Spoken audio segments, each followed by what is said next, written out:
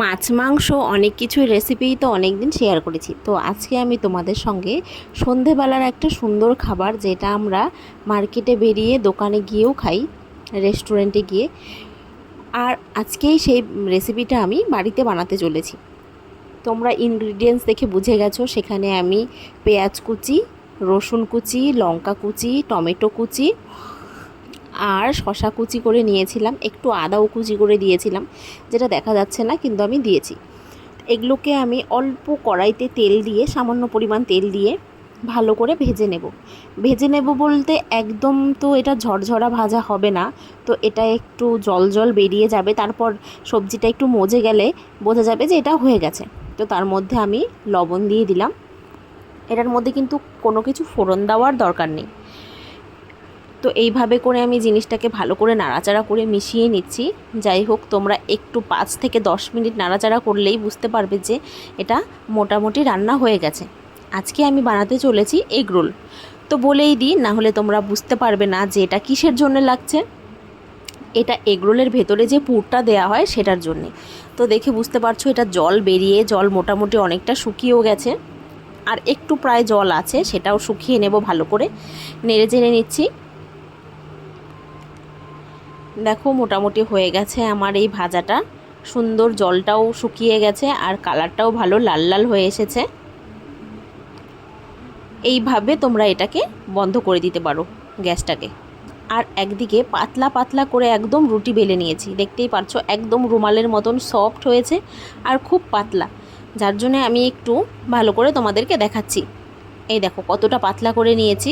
একবার এক পাশে তো ছিঁড়েই যাচ্ছে, আমি হাত দিয়ে এভাবে উঠিয়েছি, ছিঁড়েই যাচ্ছে। আর একদিকে বসিয়ে দিয়েছিলাম তাওয়া। তো তাওয়াটার মধ্যে আমি গরম করে তাওয়াটাকে এই রুটিগুলোকে ভালো করে সেঁকে নিচ্ছি। সবগুলো রুটি একসঙ্গে এভাবে সেঁকে নিব। তোমরা যারা রুটি করো তারা তো ভালো করে ছেঁকে নিতে পারবে। আমি কিন্তু কোনোদিনও রুটির জিনিস বানাতে পারি না ঠিকঠাক মতন। রুটি বলো, বড়টাই বলো, লুচি বলো, এগুলো আমার মাই বানিয়ে দেয়। আর এখানে দেখো আমি ডিম ফাটিয়ে তারপর এটাকে মিশিয়ে নিচ্ছি। এগুলো কিন্তু আমার মাই করে দিচ্ছে। যাই হোক, আমি বলছি যে আমি করে নিচ্ছি। একদিকে আমার মা রান্নাটা করছে আর আমি ক্যামেরাটা ধরে রেখেছি। যাই হোক, এগুলো বাড়িতে আমি 2-1 দিন বানিয়ে খেতে খেতে আমার মাও শিখে গেছে। তো এভাবে ডিমটা ছেড়ে দিয়ে তার উপরে রুটিটাকেও দিয়ে দেব, দিয়ে আরেকটা পিঠে উল্টে দেব। আমি কিন্তু রুটিটার 2 পাশেই একটু একটু করে ডিম মাখিয়ে নিয়ে তারপরে রুটিটাকে ডিমের ওপর ছেড়ে দিয়েছিলাম। তো এটার মধ্যে তোমরা মোটামুটি তেলও ইউজ করতে পারো, একটু বেশিও দিতে পারো। আমি তেমন একটা তেল দিয়ে রান্নাটা করিনি। আর তারপরে যখন মামলেটটা মোটামুটি হয়ে যাবে, ডিমটা যখন রুটির সঙ্গে লেগে যাবে রুটির গায়ে, তারপর এই পুরটাকে এভাবে দিয়ে দিতে হবে। দিয়ে তারপর ভালো করে রোল রোল করে নিতে হবে। এই তো আমার একটা পাশে একটু বেশি ভাজা হয়ে গেছিলো, একটু পোড়া পোড়া হয়ে গেছিলো, কারণ আমি গ্যাসটা কমাতে ভুলে গেছিলাম। কিন্তু যাই হোক, খাওয়াতে কোনো প্রবলেম হয়নি, খেতে দারুণ টেস্টি হয়েছিল। এই দেখো, আমি আরও একটা সেম প্রসেসে ভেজে নিয়েছি। এটা কিন্তু একটুও পোড়া পোড়া হয়ে যায়নি, এটা একদম পারফেক্ট হয়েছে। এটা আমি ভেজেছি। এই দেখো, আমার কিন্তু প্রত্যেকটা রোল রেডি হয়ে গেছে। তোমরা চাইলে এটার মধ্যে সস দিয়েও খেতে পারো, না দিয়েও খেতে পারো। এমনিতেও ভীষণ ইয়ামি লাগবে খেতে। যতই দোকানে গিয়ে খাই না কেন, বাড়ির বানানো খাবারের টেস্ট কিন্তু একদমই আলাদা।